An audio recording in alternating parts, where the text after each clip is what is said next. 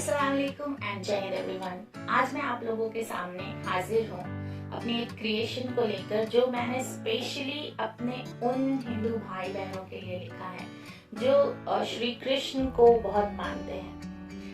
और हिंदुस्तान एक secular nation है जहाँ पे हम सभी के मजहब को रिस्पेक्ट करते हैं और इसलिए ये रिस्पेक्ट मैंने बचपन से सीखी है।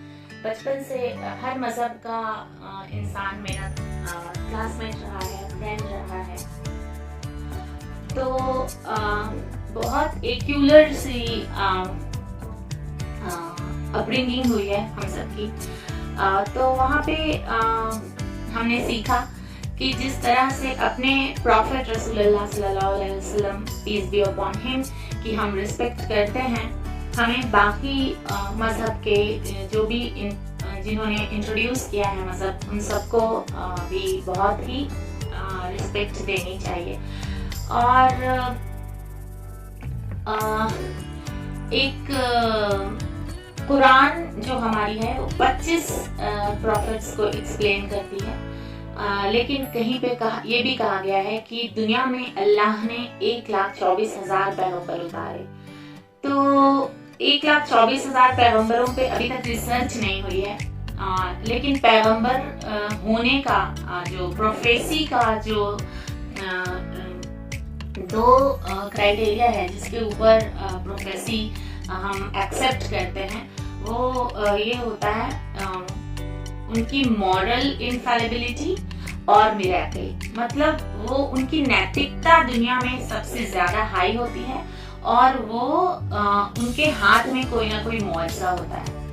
तो अभी तो रिसर्च हुई नहीं है, लेकिन एक ऑब्जर्वेशन है कि मिरेकल मतलब अपनी काली उंगली पे गोवर्धन उठा देना और सांप के ऊपर तांडव करना, नृत्य करना और बहुत सारी चीजें, और उनके हाथ में चक्र होना जिससे दुश्मनों का और खराब इंसानों का नाश करते थे श्री कृष्ण। और मॉरल इनफैलिबिलिटी ये कि जिससे बहुत मोहब्बत करते थे, उन्होंने एक बार आके कह दिया कि मेरे बाबा नहीं मानेंगे शादी के लिए, और उन्होंने शादी के लिए कोई जिद नहीं की, उन्होंने एक्सेप्ट कर लिया।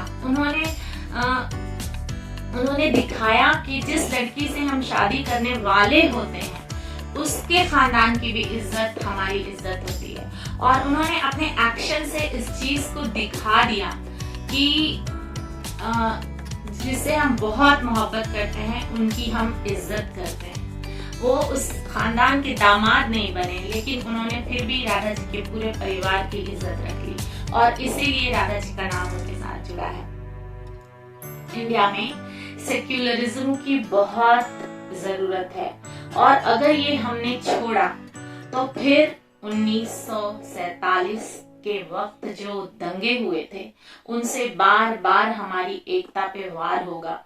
और अपनी मुल्क की एकता को, नेशनल इंटीग्रिटी के लिए काम करते हुए मैंने ये लिखा है, आप इसको गौर फरमाइएगा। और स्पेशली डेडिकेटेड है ये मीराबाई जी को, और सदफ की एक फ्रेंड है, इस्कॉन की फॉलोवर है आइरिस, मेरा एक भाई है ऋषभ, और जनार्दन और नित्यानंद जी और संजीव सर जी और बहुत सारे भाई लोग, अमित झा और विनीत शंकर, उन सब को डेडिकेटेड मैंने ये लिखा है अपनी नेशनल इंटीग्रिटी के लिए। शुरू करती हूँ। मोहना आई तेरे दर पे तेरी प्रेम दीवानी, आई तेरे दर पे तेरी प्रेम दीवानी, तेरी छाया में बैठी मैं महलों की रानी, आई तेरे दर पे तेरी प्रेम दीवानी।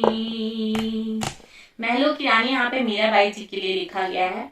उन्होंने अपने महलों का सारा सुख और वो छोड़ करके वो चली गई थी श्री कृष्ण के की मूर्ति लेकर के वो महल से बाहर चली गई थी, क्योंकि उनको मॉरलिटी और अपने सोल की जो क्लेनलीनेस होती है उस पर बहुत काम करना था। उनको ऐश आराम से मतलब नहीं था, और इसलिए उनका नाम आज भी जाना जाता है। तो बहुत अच्छे अच्छे लोग हमारे देश में हुए हैं। और मैं हिस्ट्री की स्टूडेंट हूँ, तो जो सूफी मूवमेंट और भक्ति मूवमेंट वाला चैप्टर है उसने मुझे बचपन से बहुत इंस्पायर किया है, क्योंकि एक इंडियन को ये 2 चैप्टर्स जरूर पढ़ने चाहिए और इसका प्रैक्टिकल यूज अपनी लाइफ में सीखना चाहिए, जिससे हमारे देश में जो हमारी एनर्जी है वो नेशनल इंटीग्रेशन ऑटोमेटिकली डेवलप हो जाए और हम एक भाईचारा का माहौल बना के अपने देश के लिए काम कर सके। कैसी इतनी शक्ति तुझ में रहती है ओ कृष्णा, तू ही सबका साया है और तू ही सबकी तृष्णा। कैसे इतनी शक्ति तुझ में रहती है ओ कृष्णा, तू ही सबका साया है और तू ही सबकी तृष्णा। श्यामा तेरे दर पे तेरी प्रेम दीवानी, तेरी छाया में बैठी मैं महलों की रानी। कैसे पाला दो माओ ने तुमको ओ कृष्णा, तुम बने रक्षक सबके, तुम बने मित्रा। कैसे पाला दो माओ ने तुमको कृष्णा, तुम बने रक्षक सबके, तुम बने मित्रा। मुकुंदा तेरे दर पे तेरी प्रेम दीवानी, तेरी छाया में बैठी मैं महलों की रानी।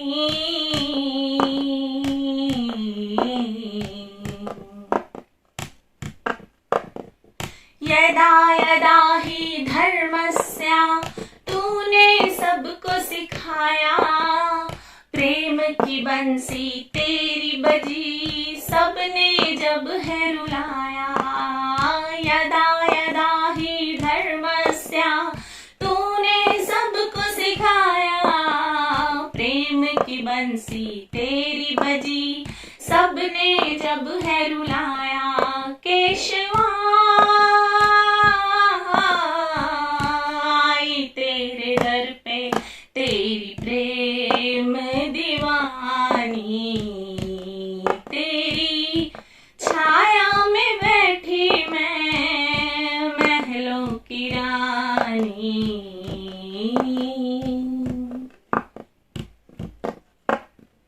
मान तेरी राधा का भी और रुक्मणी राज रानी, मान तेरी राधा का भी और रुक्मणी राज रानी।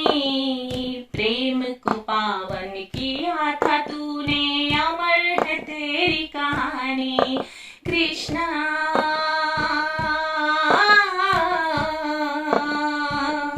आई तेरे दर पे तेरी प्रेम दीवानी, तेरी छाया में बैठी मीरा महलों की रानी, महलों की रानी।